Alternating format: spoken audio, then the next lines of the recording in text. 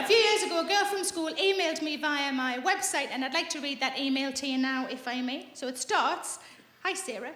Before you think, who the hell is this writing to me? I used to be Lynn Turner. Well, I suppose in a way I still am, but my name changed when I got married, not just my waistline. I just had to write and get in touch after hearing you on Radio 5 and then spotting you on ITV. You look great, you've hardly changed, how are you doing? I've just been looking at your website, it all looks amazing. I was watching the TV on Saturday night with my husband and 2 boys and you appeared. Thanks, Sarah, you've actually done my street cred the world of good.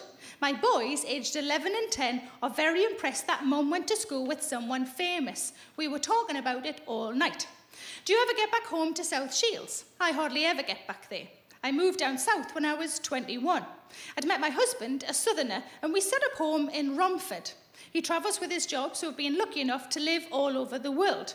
We next moved to Denmark, where I gave birth to Giles, and then moved on to Rome, where I gave birth to Harvey. Family complete, we moved to the Middle East. We moved from there to Monaco.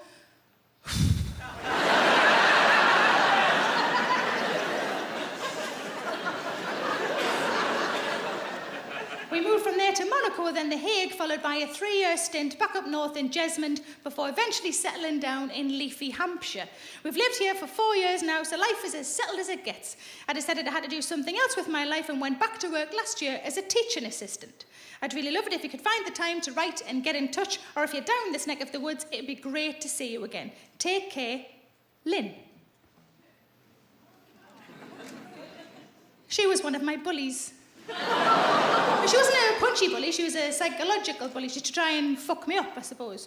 I remember one time she came up to me in the playground and she said to me, "Did you write into Just 17 this week?" And I went, "No."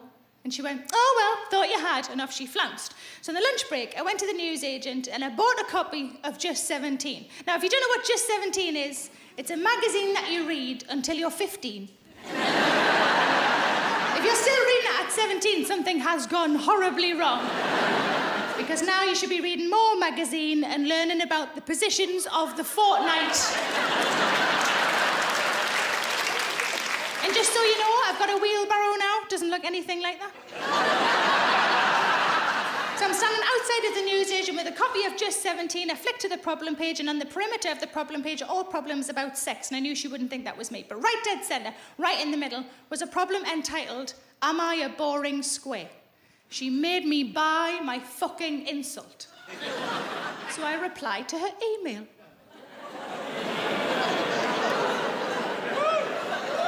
Now, you've got to be careful with this. You've got to be careful, because I might have misremembered things. I might have been overly sensitive at the time. But also, I didn't want to give her anything that she could fling back in my face and say, "You're wrong." So this is all I sent, just the one line. "Hello, Lynn. To be honest, I probably won't reply any more fully than this, as I don't remember you very favourably."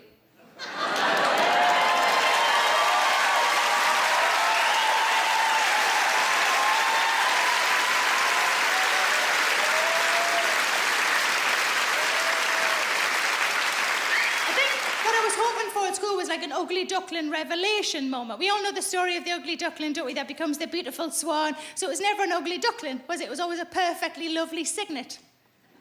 Which is what the book should have been called. The perfectly lovely cygnet and his rubbish time with the shitty ducks. But people think the moral of that story is don't judge something because it might be wrong. I don't think that's the moral. I think the moral is don't be mean to anything because it might grow up to steal your chips and break your arm.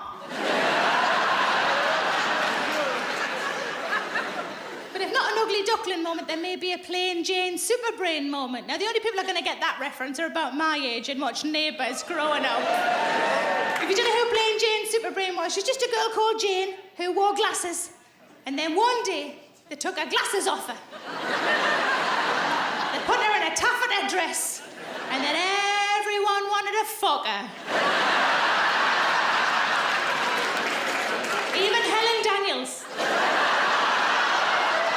That's not how glasses work, though, is it? It's not how glasses work. It's not, is it? You haven't all been looking at me tonight going, "No, I really don't fancy her at all. Fucking hell I would, fucking hell I would." Not even a twinge, not even a twin. Fucking hell, I'd shove it in any hole she'd let us. It's not how glasses work.